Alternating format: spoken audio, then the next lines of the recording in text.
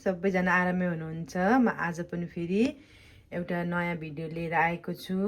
आज green चटनीको recipe हजुरहरूसित share गर्न आएकी छु। र आउनुहोस् है त ग्रिन चटनी कसरी बनाउने, अर्थात् धनिया या पुदिनाको चटनी चाहिँ कसरी बनाउने, हामीले खाएको भन्दा, हामीले सधैँ खाने भन्दा छुट्टै टेस्ट कसरी दिने त है त म हजुरहरूलाई देखाउँछु। मैले ग्रिन चटनीको लागि सबै सामानहरू रेडी गरिसकेको छु। म हजुरलाई एकउन्टा गर्दै देखाउँछु। हरियो धनिया र पुदिना मैले फ्रेस लिएको छु।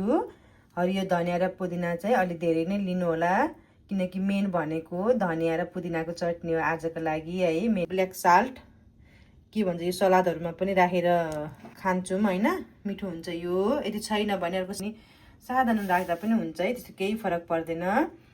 अनि यहाँ छ 3टा हरियो खुर्सानी, 3टा लसुन, अनि 4-5वटा मरिच, अनि यता लिएको छु दही है। यति सबै सामान भयो भने एकदम मिठो र हामीले सधैँ खाइरहेको भन्दा एकदम फरक टेस्ट हामीले पाउँछौँ। म हजुरलाई एकउन्टा फेरि पनि सामान भाँडोमा राख्दै देखाउँछु है त।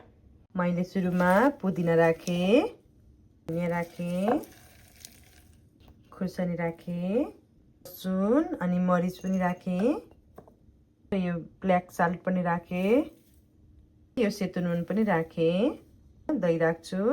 सबै सामान राखिसकेको छु। म अब यसलाई पिस्छु।